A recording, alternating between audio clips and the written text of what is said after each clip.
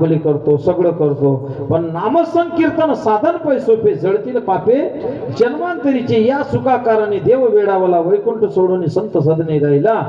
अशा प्रकारे कलियुगी माझे करावे कीर्तन तेने नारायण देईल भेटी.